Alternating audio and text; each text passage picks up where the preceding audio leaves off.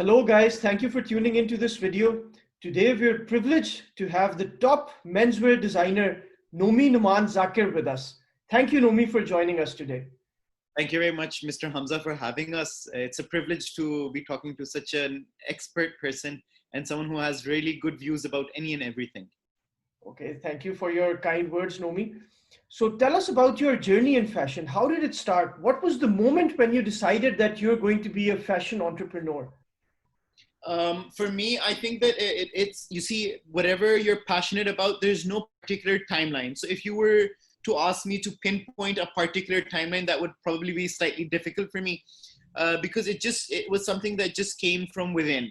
And I remember my friends and even myself, I would be wearing a shirt and I would always be constantly, critiquing it for how I could improve it or, make someone look a little better. And then there were small things. So for example, when I'd see someone as short as myself, I would always want to, see like, how can I make a person look taller?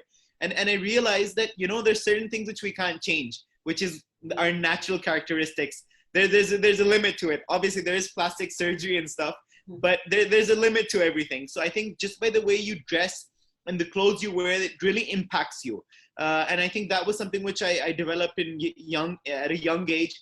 And then I realized that I could actually, make it into something a little more commercial. So I think it was in my later years of my bachelor's that I actually ended up on the lines of Rici Melion.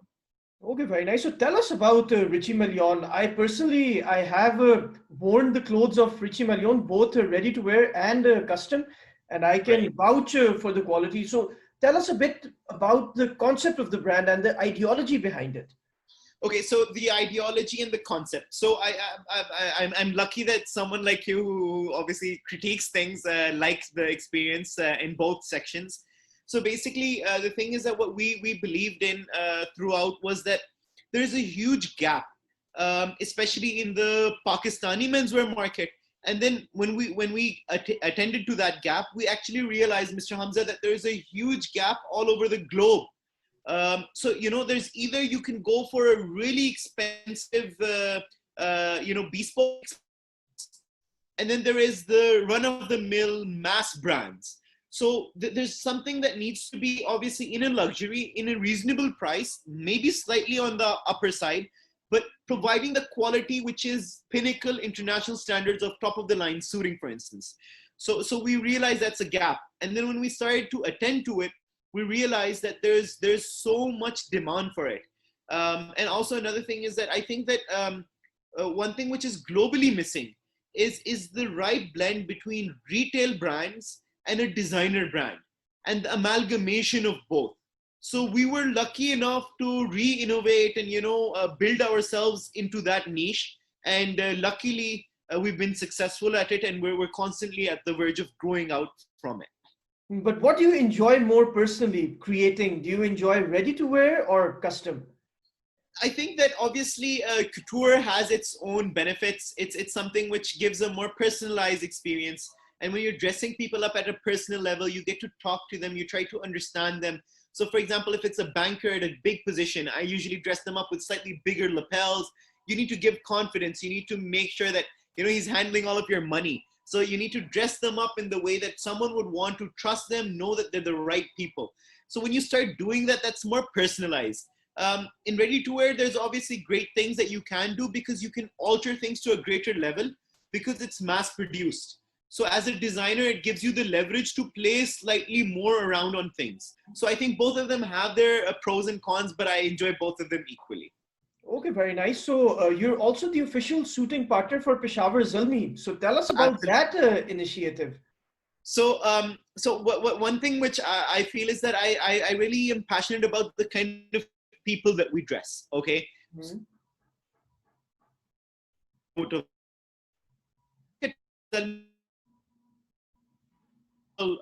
Brand itself, the person who runs it is Mr. Javed Afridi, and I'm a huge fan of his.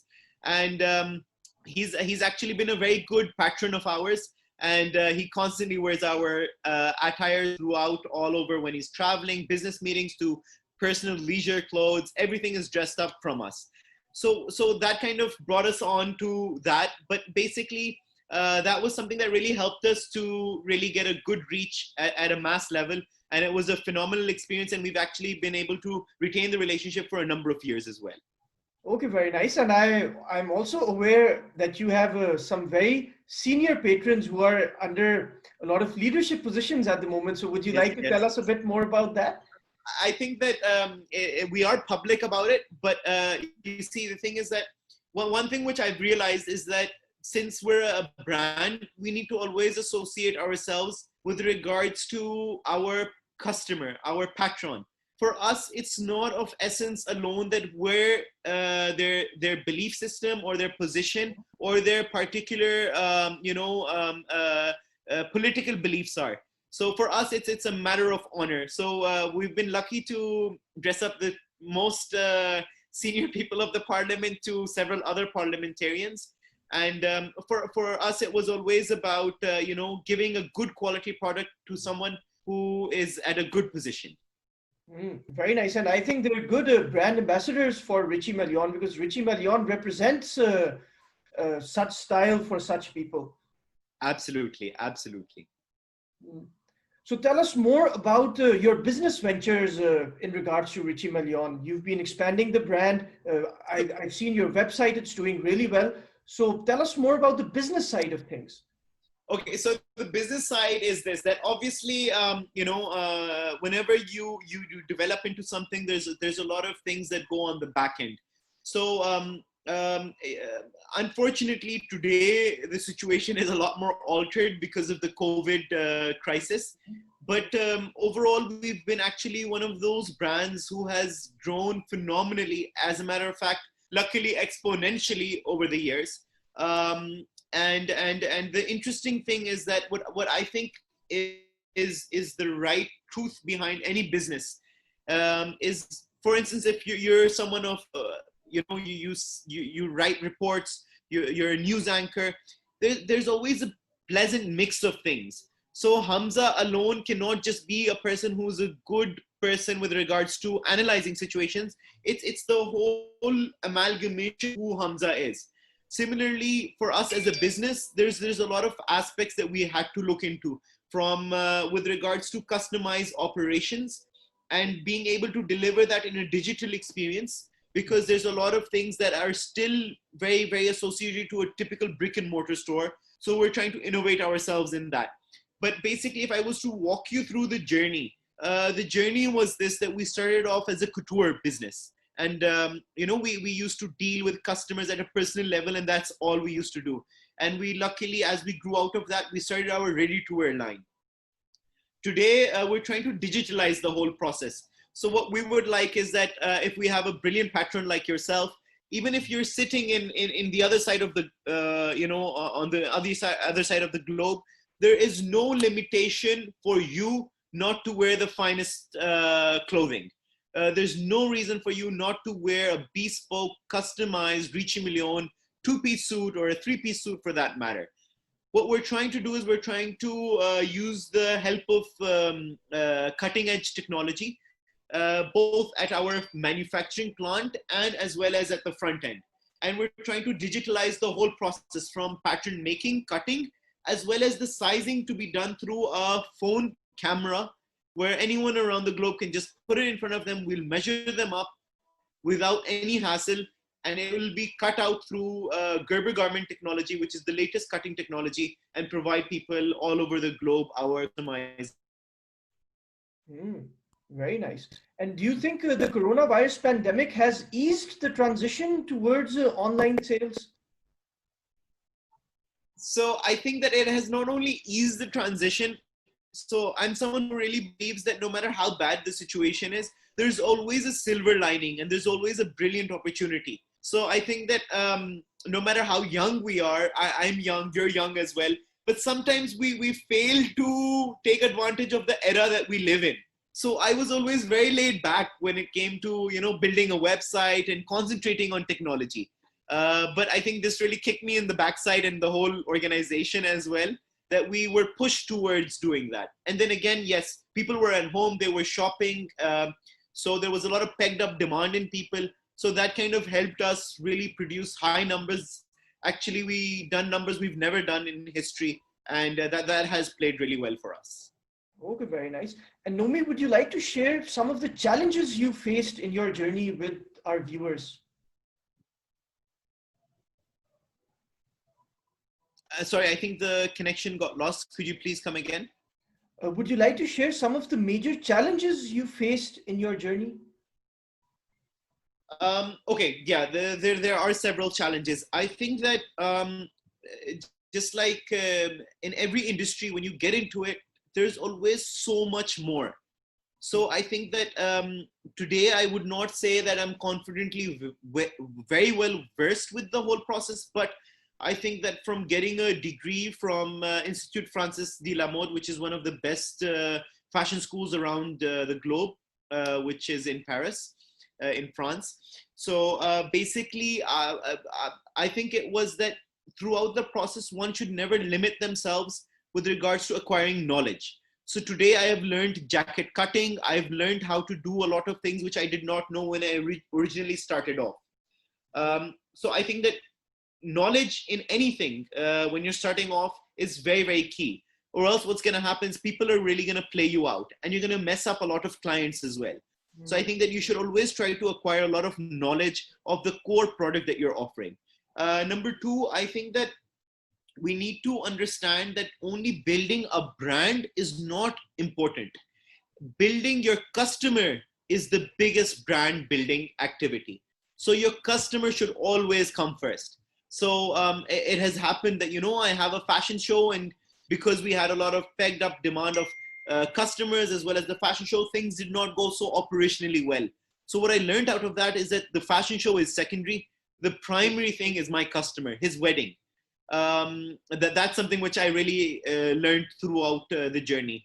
And lastly, and most importantly, I would say, Mr. Hamza, one thing which is of key essence is this, that if you want to be successful in running a business, there is no ideology of having an easy way out in the initial years. You need to give paramount amount of energy, time, blood, and sweat, and that's the only way you'll be successful. As a matter of fact, even despite that, initially you're going to face some major hiccups, which I did as well.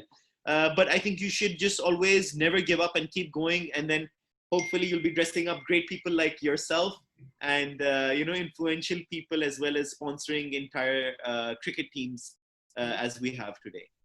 Okay, very nice. And would you like to share the most vulnerable time you faced as the creative director of Rici Melion? I think that I've always been someone who's taken criticism well, I think. But obviously in the journey, I've been, even prior to working as the creative director for Rici Melion, I've always been someone who's been very lucky with admiration from friends, from family. Everyone always threw really good remarks my way. And that really, builds you up, and that kind of spoils you as a person. But for me, I think that when you said it, it was like without a second thought, I was absolutely sure it was my first fashion show. So I'm the kind of person who would go either, it's my way or the highway, not the bad way, but it's just like more with regards to the way I decide on things. So for me, it was really important that, if I'm doing my first fashion show, I'm going to go bold. I don't care what's going to happen after it, but maybe I should have been slightly more cautious if I was to go back in time. But I don't regret it, because that's why I did make a mark. I did make some noise, actually a lot of noise. But then obviously alongside that, a lot of criticism came in. So I think that, that there was things that were a little too wild. So maybe when you want to experiment, whatever you want to do, you want to be bold, you need to know where the borderline of going bold is. And I learned it the hard way. And I think that I've been lucky enough to build out of it. And, I've done several shows all around the globe, gotten great admiration again. And, but that was a point where I love the people who really love the fact that, I went bold and I made a mark, and I got a lot of admiration for it. But alongside, I got a lot of critique as well. And that kind of was because it was my first show. It kind of struck a sensitive nerve inside of me. But, I built out of it. So no, I remember I was there on your first show. I was in the front right. row, and I was very impressed by what I saw. And in my opinion, I think that as a fashion entrepreneur, as a fashion designer, you should set your own limits. And critics will always criticize, but I think that fashion show introduced Rici Melion as a major menswear brand who were willing to take risks, who set their own boundaries. So I commend you for doing that fashion show. But tell us Thank about. you. And that you see, it's people like you that really keep me going. So so I'm sorry you were about to say something, but one thing I just wanted you to, if you could jot it down to bring up in the conversation, is that we as Rici Melion have been a huge contributor to mental health. So later ahead, I would love that you bring that up as well, because I would like to No, enlighten please. your I viewers. know you've started Better Me Therapy, which is a very good example of corporate social responsibility, and it's a major need in this day and age. So tell us Mhm. more about Better Me Therapy. Okay. So I'll come to Better Me Therapy. I think that, Mr. Hamza, whenever we're talking about humans, one thing, not only in countries which are yet to learn and develop and educate their population to a great extent, like Pakistan, but countries who are far more advanced as well. To date, I think that mental health on its own is something which has been really, not given its due diligence, its due place in society, and in its education, in the education system. I think it is equal to teaching a child science, is teaching them their most, important, one of the most important things inside their body is their brain, that really drives everything in a human being. And we fail to realize how important it is.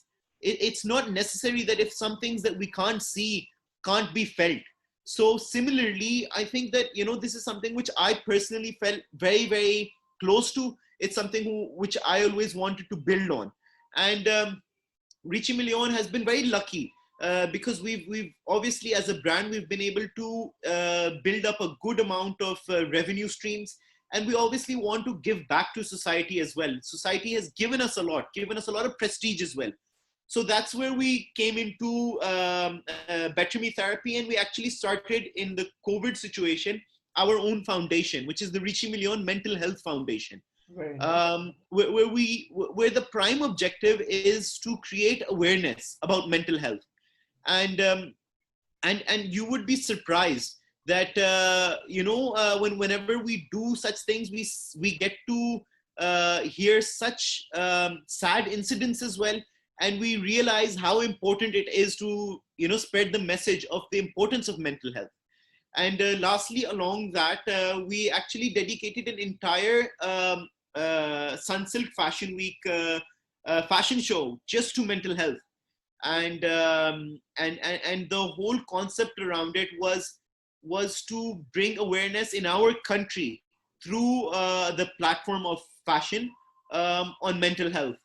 So we had people dressed up in different kind of situations, from bipolar to schizophrenics, and we really, the end was in a brilliant way, which was one of my favorite actors because of his personality, Mr. Ahmed Ali Butt. He came in and he had a cage and he kicked it away, which had all of the mental health disorders. And the message there was this, that we can kick away all of these issues if we create the right amount of awareness, if we're open enough about it.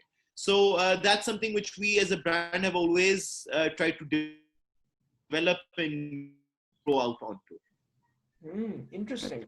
So I can imagine that as a fashion entrepreneur, it's a stressful life, and it has a lot of mental health impact. So what do you do to take care of your mental health? One of the best things that I do is actually the worst things. It's the most unhealthy things. It's that I'm a huge food freak. So I kind of I binge eat like crazy, which is actually a psychological disorder. It's an anxiety disorder actually, but I'm trying to control on that. But apart from that, there's two other things. I have a very good morning regime. So every day when I wake up in the morning, I have a wall which has all of my favorite quotes. And the favorite one is by Buddha. It's the mind is everything. What you think, you become. So I say every day in the morning, it's a fresh day, it's a fresh start. Whatever I set my mind into, that I'm going to have an amazing day, the chances of me having an amazing day are a lot more. And secondly, in my morning regime, I always work out no matter what happens. And that really, freshens you out. It really gives you time to contemplate and rejuvenate yourself. So that's what I do to keep a better mental health throughout. Very nice, very nice. So, would you like to give any advice or any suggestions to young entrepreneurs who are just starting out and they're struggling with their first business idea? What would you say to them? Because you've been through this process and you've achieved it successfully. So, your insights would be very valuable for them. Thank you very much. But I feel like there's a lot more to learn. But with the little experience that I have, I would love to tell your viewers as well, that no matter what happens in life, there is just one thing that is the key to success. That is that if you fail, you learn to get up. As long as you have that, there is nothing on earth that will stop you. And I have seen this. I have seen this not only with myself, my best friend, Mr. Qasim, he's a tech genius. And if you ask him the number of times he's failed, you'd be surprised. And you'd probably be like that, how the heck are you even successful today? But that's the thing. That's the main core element. And lastly, as a closing note, because your viewers are more closer to you, I think that you are an excellent example yourself. Look at you. You've built yourself on your own, living in a place which is not your native country, made a mark for yourself, and you consistently never gave up.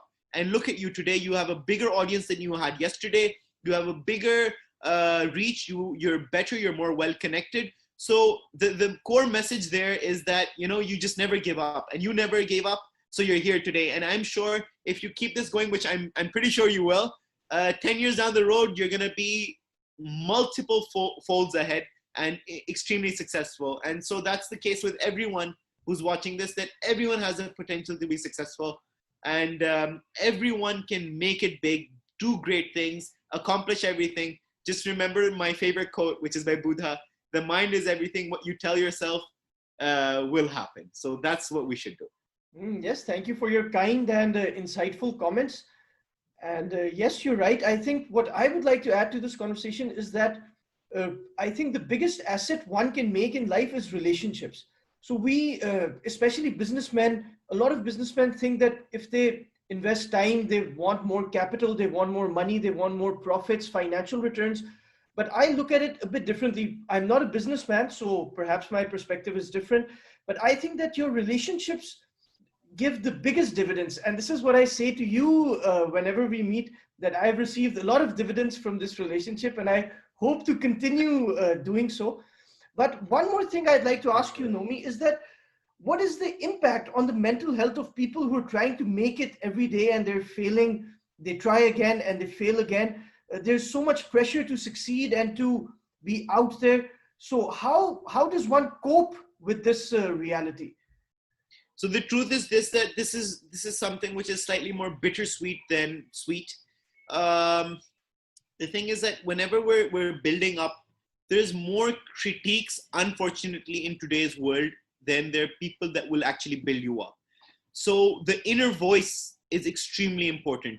But unfortunately, the truth is this, that most people that don't make it, the biggest reason is actually this, that these voices that come from the surroundings actually build into you so terribly that you actually lose your self-confidence. You lose the belief, that maybe you start blaming the fact that maybe the idea was not right, or the timing was not right. But in real, that those things are actually also equally plausible. But I think the number of times those are the truth are less in reality than we think.